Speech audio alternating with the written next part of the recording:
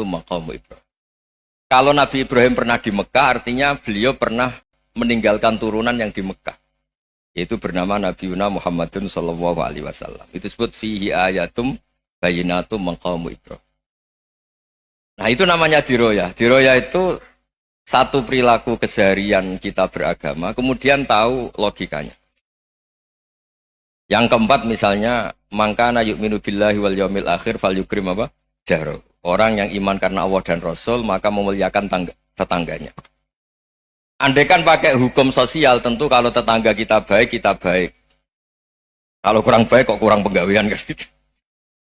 Tapi dulu itu pernah ada seorang ulama itu dibully ya, dikerjain sama anak muda tetangganya. Pak Kiai datang ke rumah saya, orang ini datang. Kemudian setelah di rumahnya, saya tidak jadi butuh sama Pak Kiai, silahkan pulang. Itu Kiainya senyum menikmati. Dan itu terulang 3 kali. Dibully seperti itu, dikerjain terulang 3 kali. Lalu tetap Kiainya tuh asik, seneng sekali. Lama-lama muda ini tanya, kenapa engkau tidak tersinggung? Padahal saya kerjain sampai 3 kali. Tak undang, terus tak suruh pulang, tak undang, tak suruh pulang. Kata Kiai tadi, yang memerintahkan baik sama tetangga itu Allah. Jadi saya nikmati ketika bisa baik sama Anda. Tidak ada urusannya dengan perilaku Anda yang menolak saya. Nah itu terus kita tahu, memang motifnya kita baik sama tetangga karena iman sama Allah dan Rasul, bukan hukum kompensasi sosial. Jadi kalau mau diteruskan Pak Rektor, saya ngajar di sini ya karena perintah Allah itu orang alim harus ngajar, bukan karena perintah Rektor. Kalau diteruskan. Ya saya mohon juga gitu, para dosen, para karyawan di sini, kalau nggak khianat dengan UI itu karena takut sama Allah, jangan takut sama Rektor. Kalau Anda baik juga karena Allah, jangan baik karena apa? Rektor. Bagaimanapun ya semua kita ini makhluk. Makhluk itu la yadurru wa la yanfa. Begitu juga melihat Indonesia. Melihat saya ini kan ikut di UI itu lama sekali, ikut sama Profesor Zeni dari Profesor Zeni nulis tafsir.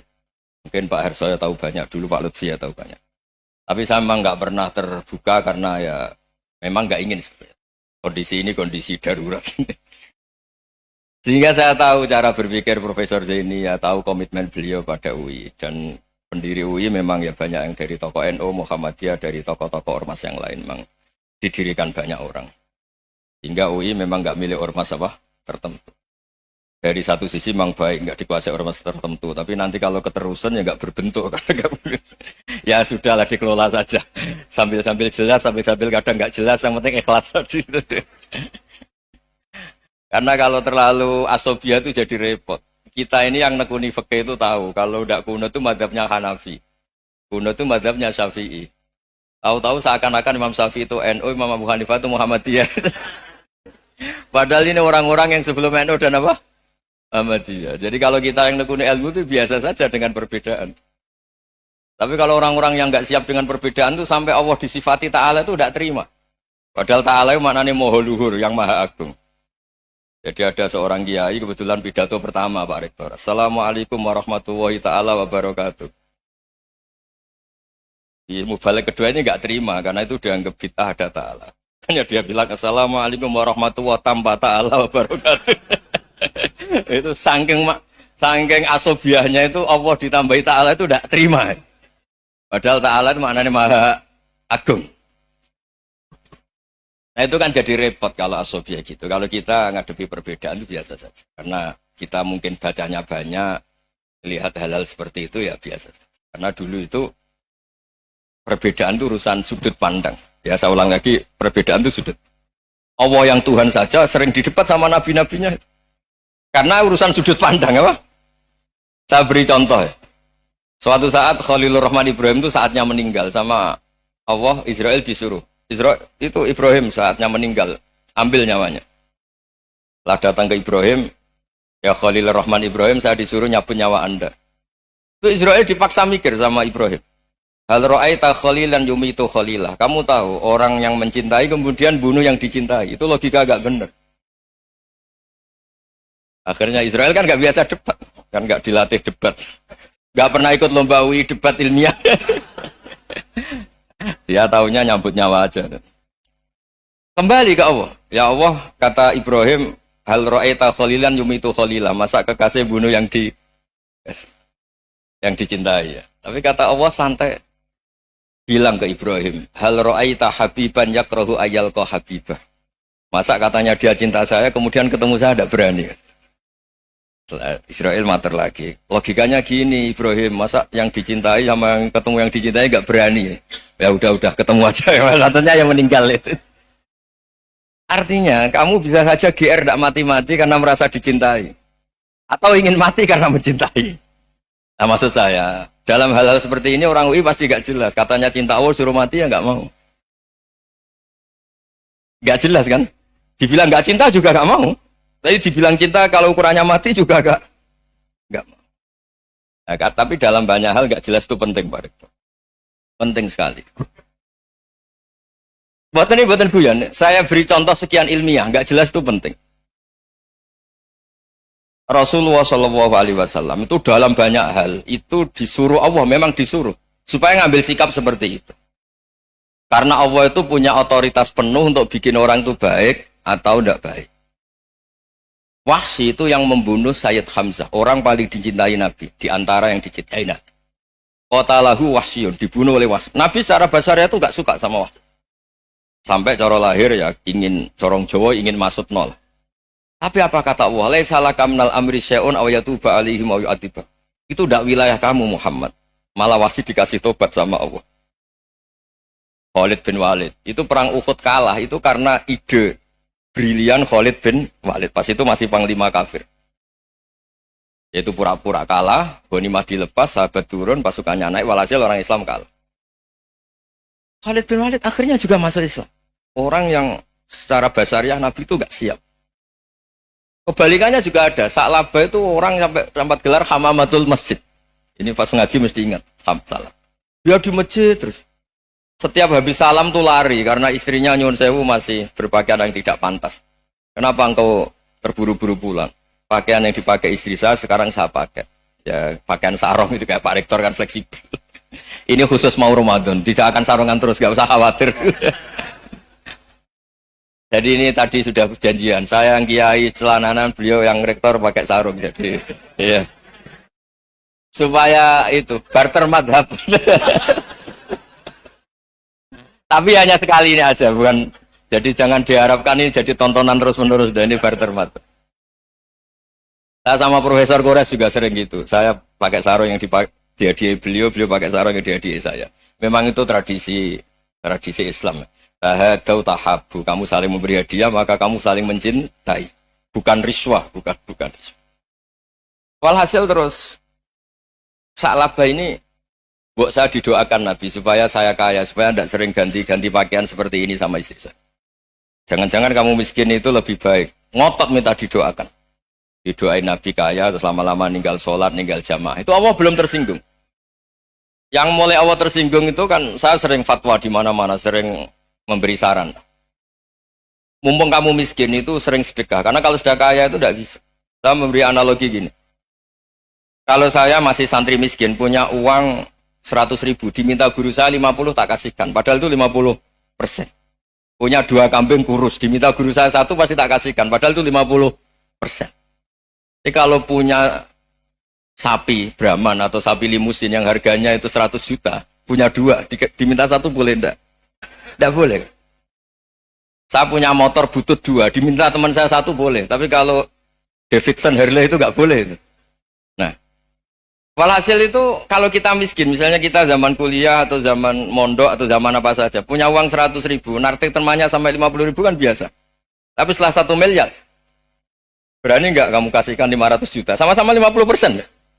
Enggak kan? Nah, Sa'labah gitu, ketika zakat masih per 40 kambing 1 kambing itu sebenarnya kan masih ringan. 41, 82. Kambingnya itu sudah mabenal jabalen. Barang dihitung zakat karena sudah ribuan, jumlahnya sampai 400 kambing.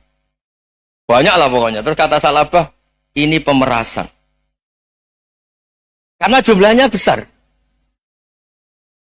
Allah tersinggung karena nabinya dianggap narik zakat itu dianggap khorat, dianggap pemerasan. Allah tersinggung kemudian fa'aqobahum nifakon fi qulubihim ila yaumil. Dia ditegur munafik. Semenjak itu terus tadi kembali gak jelas tadi. Barkohnya gak jelas itu menjadi orang itu bijak. ini sekarang nakal, jangan-jangan nanti jadi orang baik. Yang sekarang baik, jangan-jangan suatu saat jadi tidak baik. Semua orang introspeksi. Gak ada jaminan kalau kita sekarang baik akan baik terus. Gak ada jaminan kalau kita sekarang buruk akan buruk terus. Sehingga terus banyak kiai-kiai bijak itu memang lahirnya nggak tegas. Tapi nggak tegas itu yang menjadikan bijak. Karena sama-sama mungkin. Itu yang disebut laisa laka minal amri syai'un aw yatuba alihi mau yu'adzibun. Itu tidak wilayah kamu. Ketika Allah mengomentari orang munafik juga wa yu'adzibal munafiqina insya'a aw yatub. Bisa saja ada yang disiksa, bisa saja ada yang dikasih tobat. Karena pola yang kita analisis itu semuanya menurut kita. Bukan menurut kemaslahatan orang apa? Banyak. Saya punya sekian contoh cerita. Orang yang sowan kiai baik-baik, mungkin bawa gula atau salam tempel, tidak tahu lah. Itu tidak mesti jadi wali. Tapi Kali Joko yang kenal Sunan Bonang, itu kenalnya itu karena ingin begal. malah jadi wali. Tapi tidak usah dicoba. Umar itu nyari Nabi itu mau dibunuh. Tapi malah tobat jadi orang baik. Jadi ini penting ngaji ya, supaya tidak tegas itu, tidak jelas itu kadang baik. Nah termasuk saya juga termasuk dia yang milih tidak jelas. Saya sering gojlok gini, Fajar Hadil ini murid-murid saya sering saya gojlok. Kalau semua sistem pendidikan kayak kampus, kayak UII, kayak UIN semuanya, itu sistem yang bagus. Karena tertib jam kuliahnya jelas, mata kuliahnya jelas. Kalau di pesantren itu Pak Arso, itu gak tertib. Tapi justru itu enak ketemu di jalan orang berani tanya. Nah ini kalau mbak-mbak misalnya menstruasi, mau belajar haid nunggu semester berapa baru tahu. Itu bisa sekian tahun nggak sholat karena nunggu pelajarannya baru diterangkan. Mau haji juga gitu, nunggu mata pelajaran haji. Kalau nggak jamnya nggak mau dosennya ngajar. Ya, kalau kiai kan enggak, ketemu di jalan tanya dijawab. Jam berapa juga dijawab. Artinya Indonesia itu berkah, ada sistem kampus yang tertib. Ya semoga termasuk tertib gajinya. Tapi tertib gajinya itu juga sebenarnya rugi. Saya sering ada pegawai negeri Gus, tolong doain saya jadi PNS enak jadi. Gajinya tetap. Kata saya nggak mau kalau gaji saya tetap. Kok bisa Gus enak tiap bulan mesti dapat gaji. Kalau tetap nggak naik-naik kata saya. Kalau kiai gajinya nggak tetap, tapi di atas yang tetap kata saya. Artinya Indonesia itu berkah. Kalau semuanya pakai sistem pendidikan setertib ini, orang mau tanya haid ya nunggu pelajaran haid. Bab haji ya nunggu pelajaran haji. Tapi kalau ketemu kiai itu enggak. Ya semuanya, saya pernah di pasar, Gus mau tanya apa? Anak saya sih keluar darah terus gini-gini. Padahal biasanya haid hanya 7 hari gini-gini. Ya sudah kembalikan ke biasanya rudat hilal adat. Itu enggak usah sowan ke rumah. Juga enggak registrasi dulu, enggak daftar dulu. Ya ini enggak nyindir cerita saja. Supaya ini bukti koalisi beneran. Jadi saya yang kiai enggak tertib jam, koalisi sama yang tertib jam. Jadi kalau semuanya sistem kampus, nanti pertanyaan itu enggak bisa on time, enggak bisa setiap saat. Makanya Indonesia itu berkah. Kiai-kiai yang alim yang di jalan-jalan banyak. Juga kiai yang di kampus dokter-dokter fikih banyak. Yang nekuni ilmu umum ya banyak. Macam-macam. Itu masalah itu kalau saling mengadili itu baru masalah. Misalnya kiai ngeluh, enggak enak jadi kiai, enggak punya gaji tetap. Yang dosen ngeluh, enggak dicium tangannya. Karena memang unik Indonesia itu. Kalau guru fikih kok dosen itu tetap enggak dicium tangannya. Karena pikirannya anak-anak itu wong sudah bayar disuruh nyium. Itu kayak di alam sadar tuh gitu. Kalau kiai itu kan anak-anak enggak bayar itu. Ya opanya cium tangan itu. Makanya kalau kiai tidak keramat bisa mati karena cium tangannya doang itu bisa mati itu kiainya. Ya ini cerita. Supaya saling menghormati saling menghormati. Jadi kalau makanya itu pakar-pakar akhlak ya, pakar-pakar etika peradaban. Itu tertampar betul ketika Nabi urusan ilmu itu mengabaikan itu kalau sudah urusan ilmu. Misalnya begini, ada urusan ilmu, ada mbak-mbak cantik atau ibu-ibu cantik. Itu dalam Islam itu diajarkan jangan sopan-sopan banget. Kata Nabi, karena kekuatan ilmu itu di atas kekuatan akhlak, di atas kekuatan adab. Ya nisa an-nabi lastunna ka ahadim minan nisa. Ini taqaitunna fala takhdu'na bil qaul. Fayat ma'alladzi fi qalbihi maradun.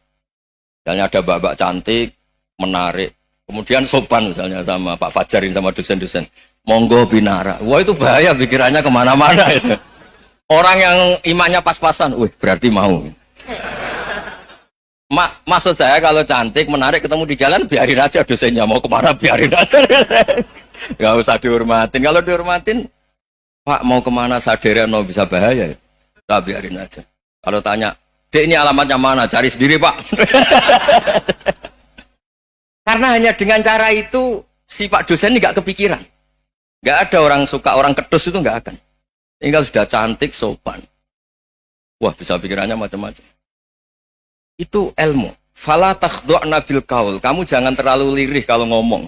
Fayat ma'alladzi fi qalbi maradun. Orang yang pikirannya masih kotor pasti berpikir yang negatif. Anda mungkin demi sopan sama dosen Anda.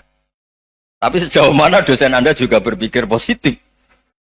Itu kan uji iman sama uji nyali. Nah, sama pejabat yang sopan sama kiai mungkin punya Alphard, punya Robicon, punya terus bawa uang banyak. Terus sama kiai cium tangan hormat. Jangan-jangan kiainya yang pikirannya macam-macam. Ini berarti bisa jadi muhibbin potensial misalnya. Nah, saya ini termasuk kiai yang pengagum ilmu. Sehingga saya sama orang yang medit, yang kikir sama saya itu saya senangnya bukan main. Kenapa? Karena kalau orang medit itu gak berhak nuntut. Tapi kalau orang lomo 1 juta minta surga, 2 juta ya minta apa? Surga. Gus, salam template. 200.000 aja kadang minta surga. Tapi kalau yang kikir-kikir ya sudah salaman tok sudah. Gak minta apa-apa. Kan dia tahu diri, gak bayar kok minta. Maksud saya, Islam itu luas, dinikmati saja, Pak. Dinikmati saja. Nah itu diroya, maksudnya itu diroya. Diroya itu, kamu tahu aturan Islam itu, kamu harus yakin khairihi wa syarrihi minallah. Semua itu ujian, tapi kemudian dikaji. Makanya saya ini termasuk pengagum Imam Syafi'i. Imam Syafi'i itu dikasih tahu. Ada orang yang di depan engkau cium tangan hormat, itu di luar ngomong-ngomong. Ngata-ngatain Anda. Imam Syafi'i tertawa-tawa, sewenang. Ada ini dikata-katain di luar kok. Kok tidak kamu anggap munafik malah tertawa. Berarti saya wibawa. Di depan saya nggak berani. Dianggap enteng saja. Dibilangin, sebagian orang kampung sini nggak suka sama engkau. Baguslah, tidak akan pinjam uang sama saya. Di mana-mana orang pinjam minta tolong itu karena seneng. Kalau benci kan enggak. Intinya dianggap enteng saja. Yang terjadi di dunia itu semuanya dianggap enteng saja. Man asa ilaika faqat atlakoka. Yang berburuk sama kamu itu membebaskan kamu. Coba kalau akrab, titip. Ya misalnya akrab sama Pak Fajar. Bilangkan ke Pak Rektor, sangkap tuh jadi guru tetap atau apa, kan ribet. Kalau tidak cocok kan nggak minta apa-apa. Makanya hati-hati Pak Rektor sama yang akrab-akrab itu. Itu dulu saya juga nggak paham. Di antara wasiat Bapak yang sering diulang-ulang tuh itu. Suatu saat kamu jadi kiai, ngelola orang nggak seneng tuh gampang. Sudah, situ orang lain. Tapi kalau ngelola orang nggak orang seneng tuh repot. Mintanya aneh-aneh. 100.000 aja minta surga. Hanya teman tenis saja minta naik jabatan. Intinya itu ya sudahlah dikelola. Yang seneng ya berkah, mungkin teman berjuang, teman diskusi. Yang nggak seneng ya berkah, karena ini tidak minta macam-macam, tidak senang. Nah itu namanya diroya. Diroya itu satu kajian